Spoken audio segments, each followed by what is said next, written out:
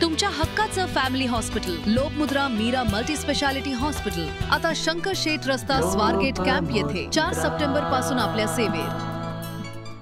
धुळे जिल्ह्याच्या पश्चिम क्षेत्रामध्ये मोठ्या प्रमाणात दिवसभर पाऊस झाल्यामुळे अक्कलपाडा धरणात आता मोठ्या प्रमाणात पाणी आलं आहे आणि त्यामुळे आता अक्कलपाडा धरणातून पांझरा नदीमध्ये जवळपास 18,000 क्युसेसने पाणी सोडण्यात आलेलं आहे। आपण बघू शकतो की शहरातून वाहत जाणारी ही जी काही पांझरा नदी आहे हिला आता पूर आलेला आहे आणि पांझरा नदीवर असलेला महाकाली मंदिराजवळील जो काही फरशी पूल आहे हा फरशी पूल आता या ठिकाणी पाण्याखाली गेलेला आहे। त्यामुळे प्रशासनाच्या वतीने सतर्कतेचे आदेश दिलेले आहे आणि महापालिकेचे कर्मचारी या ठिकाणी नेमण्यात आलेले आहे। आपण जर बघितलं तर या पुलाच्या जवळचे दोन्ही रस्ते जे काय आहे हे रस्ते आता या ठिकाणी बंद करण्यात आलेले आहे। कुठल्याही नागरिकांनी या भागामध्ये नदी पात्रात जाऊ नये असा इशारा आणि अशा सूचना प्रशासनाने केलेल्या आहे। पांझरा नदीमध्ये प्रचंड मोठ्या प्रमाणात पूर यायला सुरुवात झालेली आहे। जवळपास 18,000 क्युसेस पाणी हे पांझरा नदीच्या पात्रात सोडण्यात आलेले आहे। हे टप्प्याटप्प्याने सोडण्यात आलं। अगोदर 3,000 त्यानंतर 5,000 16,000 आणि आता पुन्हा 18,000 क्युसेस पाणी सोडण्यात आलेलं आहे। त्यामुळे मोठ्या प्रमाणात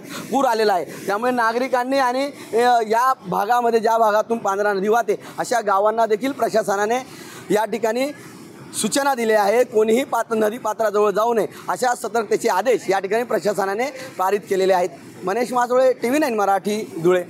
तुमच्या हक्काचं family hospital Lokmudra Meera multi speciality hospital आता शंकर शेठ रस्ता स्वारगेट कॅम्प येथे 4 सप्टेंबर पासून आपल्या सेवेत।